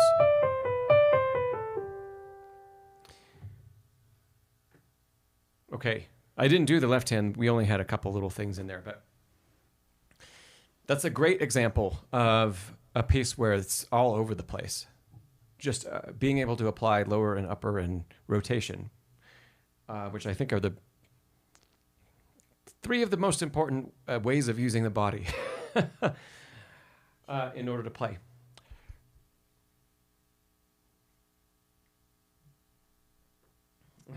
Kale, I'm just reading your story. That's great. Oh, very nice. Very nice. Lori, so yeah, that's a great question. Am I exaggerating for the demonstration, or does the lower wrist circle really start so low? That depends on our tempo. Like before, anytime we speed up the tempo, all of the movement that we make gets condensed. If I play this at tempo, or at a very quick tempo, let's say, I'm not going to be able to watch and see exactly what happens from the side, but there should be some of that rotation still left, as the rotation and the wrist circles. They won't be as deep or as elevated. But because I know that they exist and I can make them deep and elevated, as I speed up, remnants are still going to be there.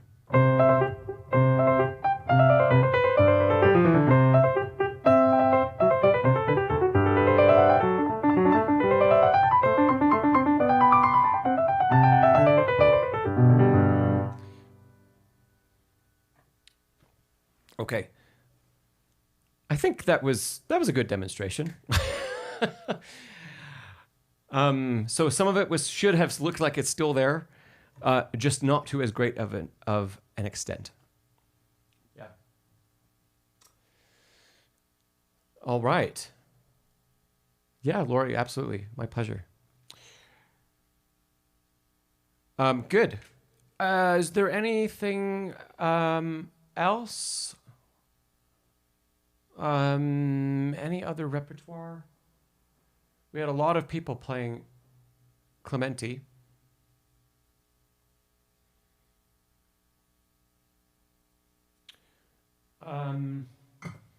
Let's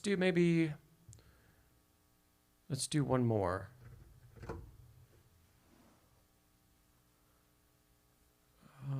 Something totally different.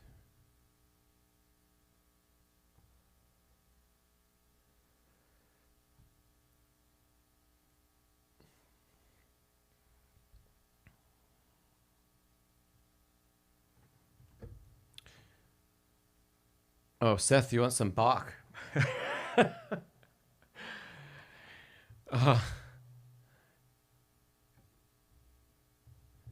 Well, this will be fun. Okay.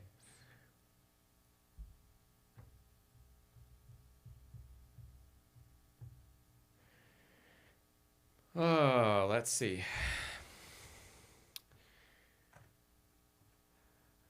You guys are making me sight read a lot of stuff today.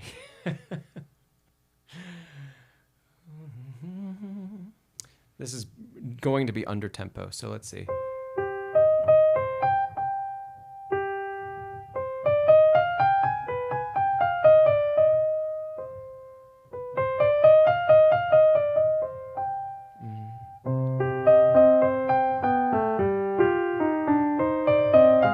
Long fingering.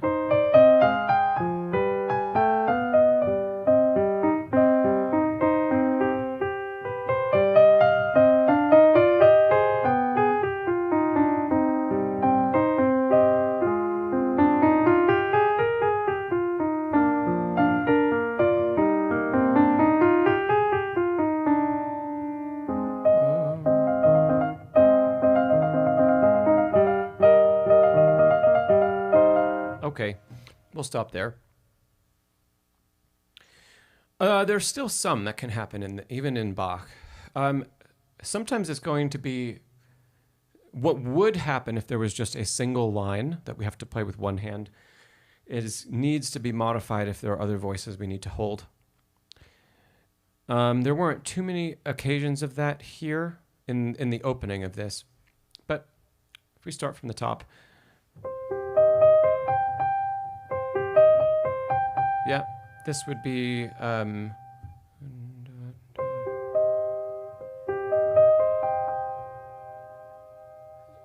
feeling a couple different lower circles in a row, even through the ascent, not just the descent. And I don't feel the circle kind of finish until I play the very last pitch, and then I come back around. So now, the next linear passage.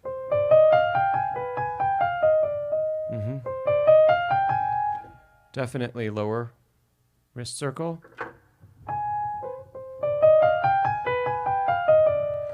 And then we kind of have a rotation or a rocking between those two pitches, followed by an upper.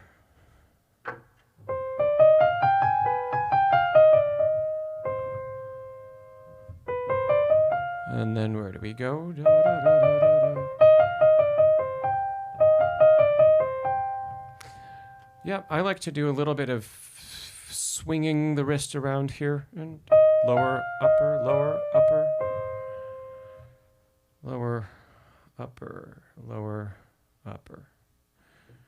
Yep. And similar things are going to apply to the left hand. So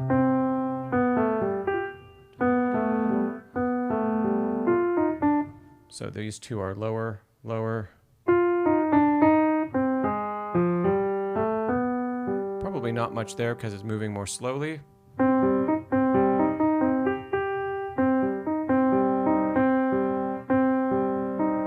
And the left hand here.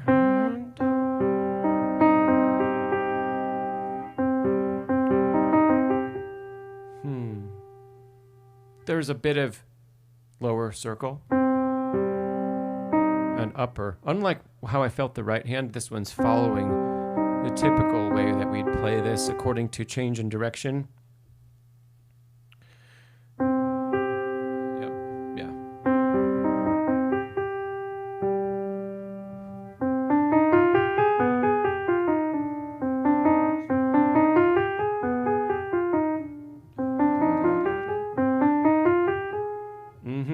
this is mostly an upper rotation, just like it's an imitation of what the right hand did. And then mostly lower.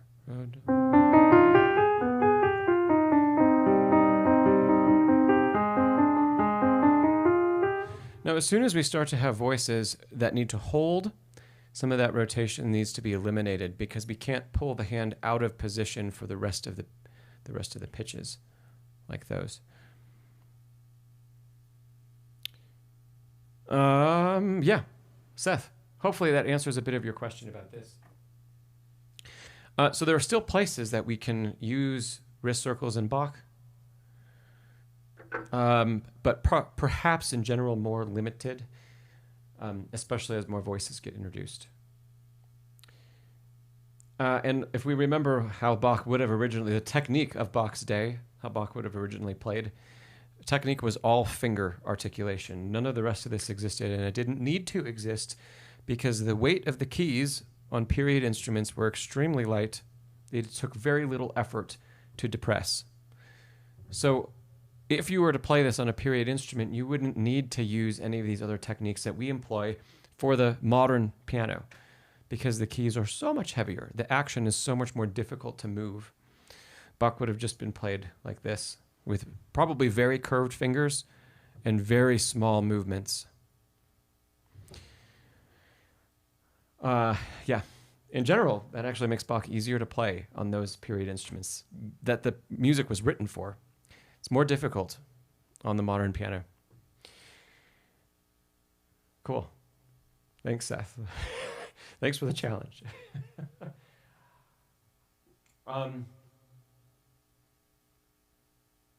Great.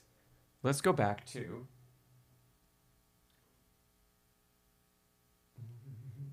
so Seth, you had a question about going into detail about leaning, like how leaning at the piano works. And do you also have to lean inwards? Okay. Sure. Let's back up a little bit.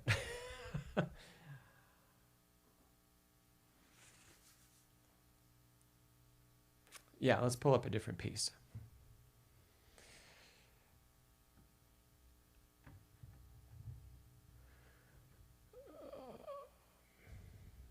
So most of the time I think that we focus on leaning is in the lateral plane, left and right, or that's the plane we need to really be aware of because leaning helps keep us in alignment. It helps keep the forearm and the fingers in alignment.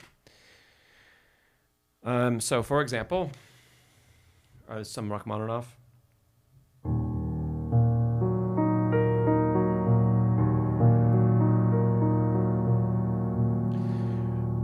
If I show you that from overhead,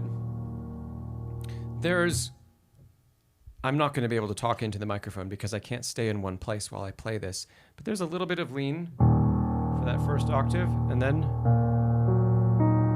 to the right, back to the left, to the right. And it looks like, I think you can see how my torso is moving back and forth as I play that.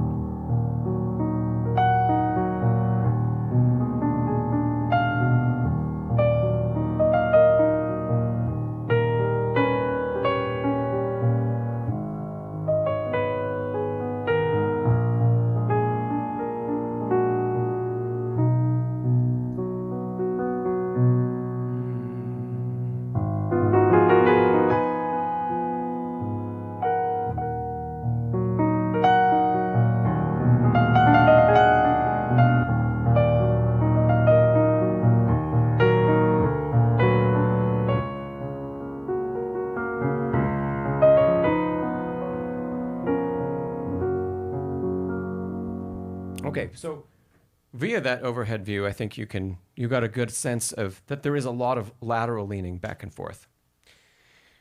So let me go back to your question here.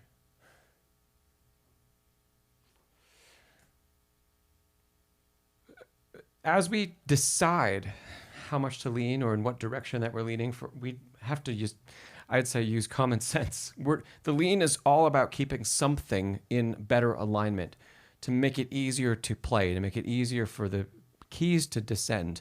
Anytime we can approach a key in the same angle as the key, meaning directly behind it, right? So behind the key, we are going to get the most efficient transfer of energy in.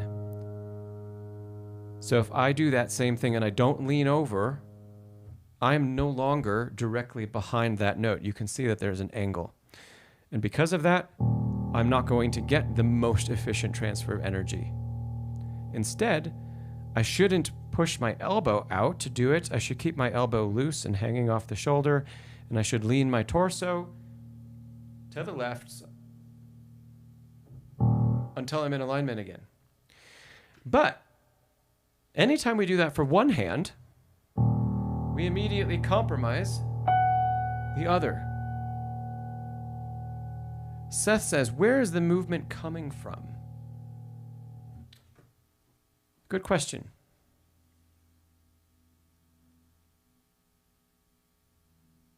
That is really hard to pinpoint exactly, Seth. I'm feeling like I'm rocking on the bench, left and right.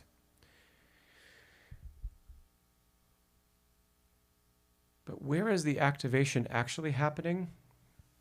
In the thighs?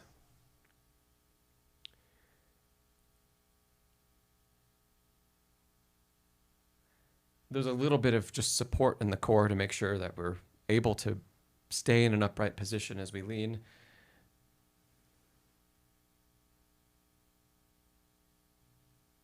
Yeah, let's say that, the thighs. So as we go back and forth, I'm just shifting my weight, and I'm not pushing the body to one side. As the weight of the torso moves, there's greater and greater weight that I need to support. And so the activation isn't to, there's a little bit to cause the movement in the first place, but then, like for example, right now, I'm leaned further to the right. I'm feeling that here in the leg as good tension. It's providing the foundation to make sure I can stay in this position. And so that leg is holding me here, and a little bit of the core to make sure that I'm not just going to fall over like a noodle. And then when we shift to the opposite side, there's a little push off. And then same thing happens on this side. So the support, as we're leaned in the direction, the support comes from the leg on that side. It does not come from the foot or the feet. We don't lean with the feet. We don't lean by pushing our heel in, like our damper pedal heel doesn't go jamming into the ground to make sure that we don't fall over. It comes from the muscles here, because our foot needs to be just as relaxed while we lean back and forth as it is if we're just stable, because we have to continue to be able to pedal. Nancy says your sit bones will shift as you lean. Yeah.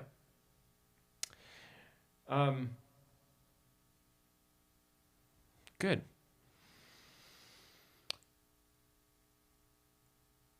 Seth, do you have any other questions about the lateral part before we jump into a little bit about inward leaning?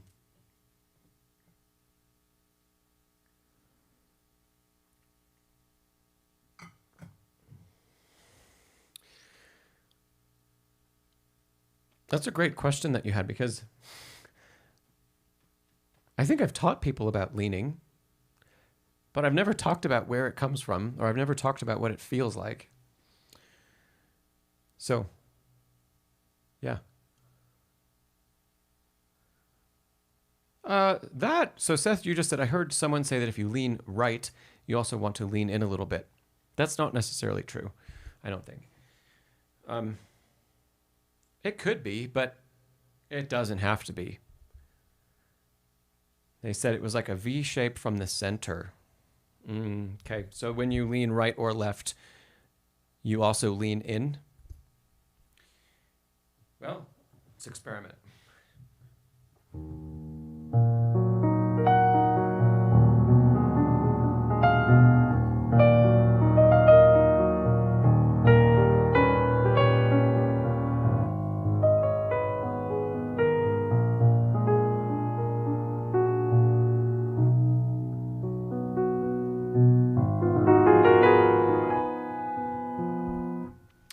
I don't agree. But it is a little bit context dependent. So I don't agree because it's not a hard and fast rule that you always obey. When we lean to the right, that doesn't necessarily mean we lean forward. Thanks for being here, Lori. And when we lean to the left, it doesn't necessarily mean we lean forward. It might mean that if you need to play some really big stuff, let's go further into this piece, for example.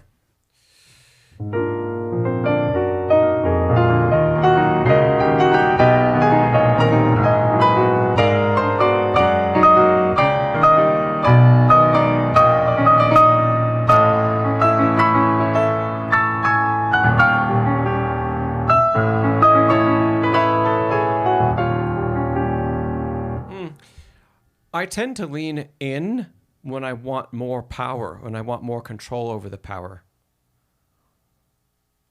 But it doesn't even necessarily correlate to a direction. I'm just more supported, almost lifting myself off the bench. Again, triggered from the thighs.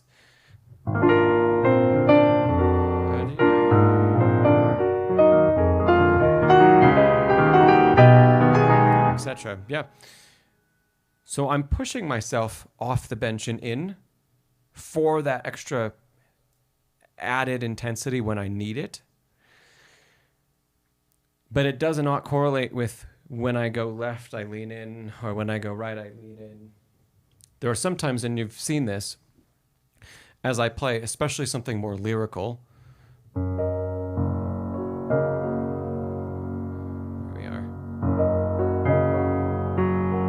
Wrong notes.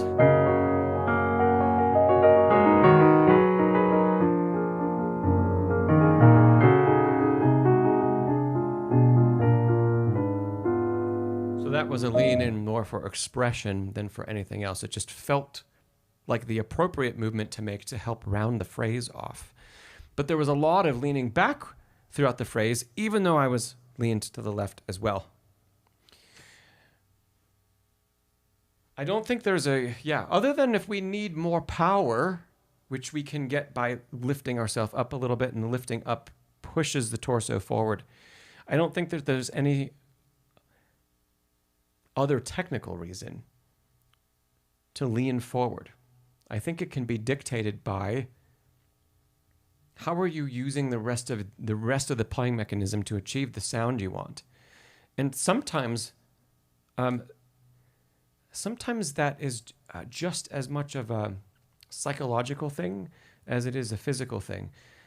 So if I maybe there are some phrases that I want to feel like they're floating, I might lean back for that instead of forward in any way.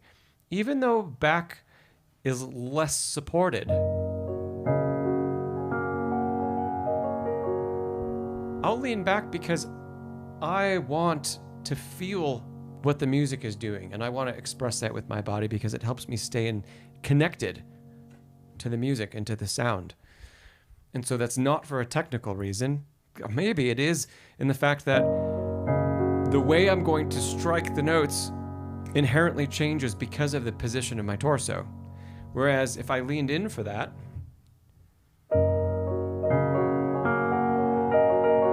it changes the intensity that I just played that melody with. Unintentionally, I just tried to play a beautiful line, right?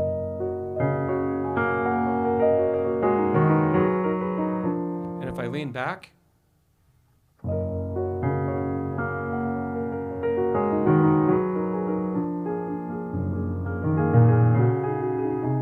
as I lean back, there is less point on the sound. I don't think of that as a technical thing. I think of it as part of my gesture conveying in my mind, right? Like the tone and the sound and the phrase and the shape that I'd like to present.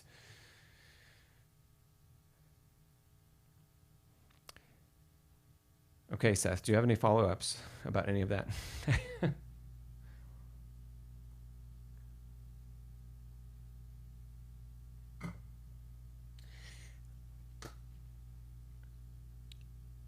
This has been fun with everybody. Unless if there's one more question, I can take one more question. Otherwise, we can wrap this up.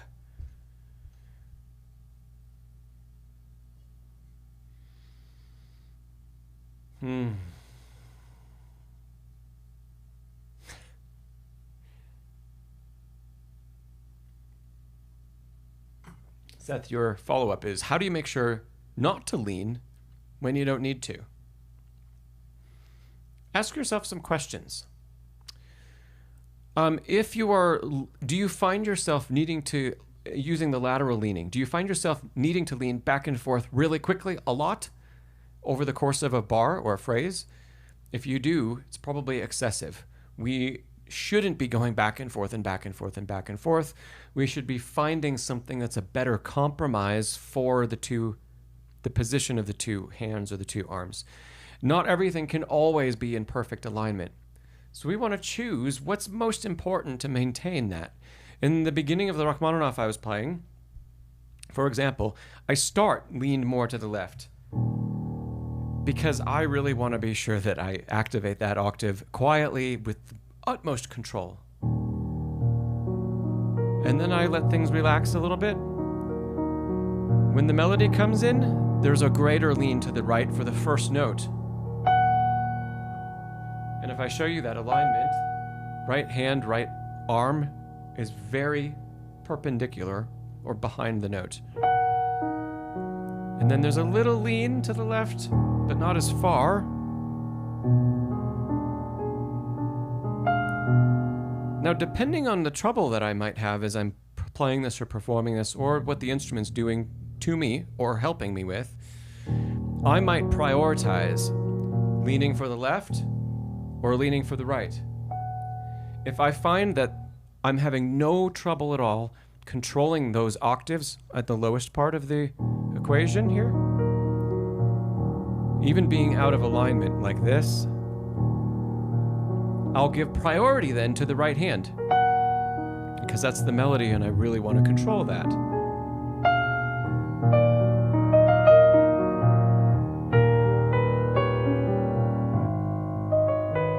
So this entire time I've been playing that, I'm slightly leaned to the right. I'm not in neutral. And that's all because I felt like the octaves were under control and I could get them to articulate each time. But if I was playing, maybe on one particular day, or if I was performing somewhere and I felt like I'm not able to get the lowest note to sound with the exact tone, dynamic, intention that I want over and over and over again, then I might give priority to leaning a little bit left. Because I don't want to miss the note and only have the upper octave, and I don't want to have it pop out of the texture, because both of those are going to be worse than maybe compromising how I'm able to shape the left hand in that particular moment. So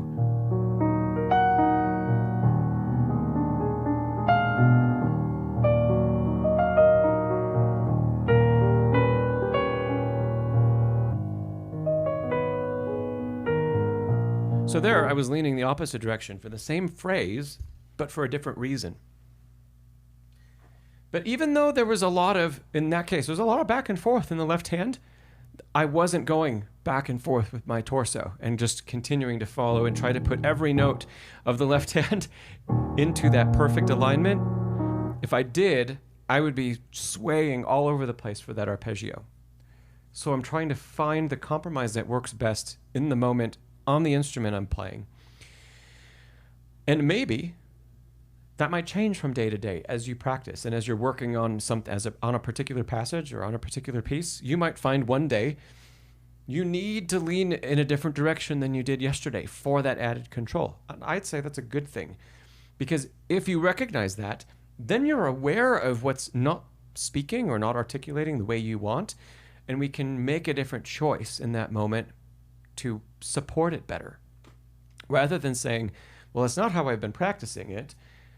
What else can I do to figure out what's going wrong? Maybe what's going wrong is truly that we need to adjust or better compromise how we have positioned ourselves behind all of those notes. So don't be afraid to change your plan. Great. Any other questions about that?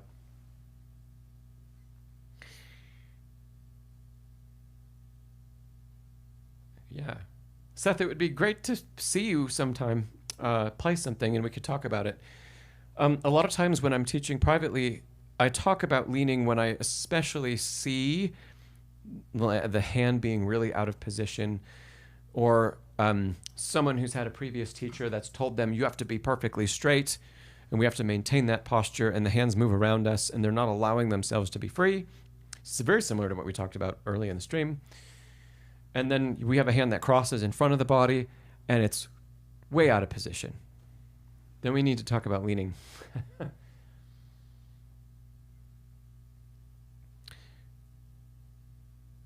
Okay. I think we're all finished for today. Well, thanks everybody for being here. Thanks to there are a couple of you that have stuck around the whole time. Thanks for being here. Oh, Expian. Pronation is palms downward and supination is palms upward. Oh, thank you. I'm going to try to remember that. Supination, the bowl of soup. Pronation, palm down. So I think I got it right. Thank you for dropping that in the chat, Expian.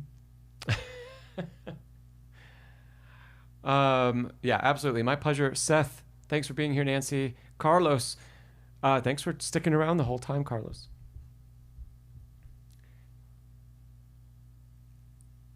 Oh, good, Expian. I'm glad. That's super great to hear. Yeah. Okay, just a quick note. Our next stream, if you haven't hit the thumbs up button, by the way, hit the thumbs up button. And our next stream is the 25th of February, in 2 weeks from today. So hopefully I will see you around then. And in the meantime, yeah, enjoy practicing and just enjoy music. Have fun.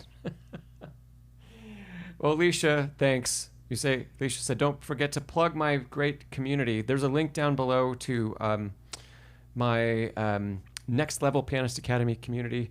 We do a ton of stuff. You get access to all my courses, and we have 8 Zoom meetings a month that you can join in and be a part of. And they are live. You get to play live if you want to, and just hang out with people and learn how to practice better. And so many things. Check out the link in the description about that if you want to learn any more information or see what it's all about. Thanks everybody for being here. I will see you hopefully in 2 weeks or around other videos on the channel. All right, everybody, take care.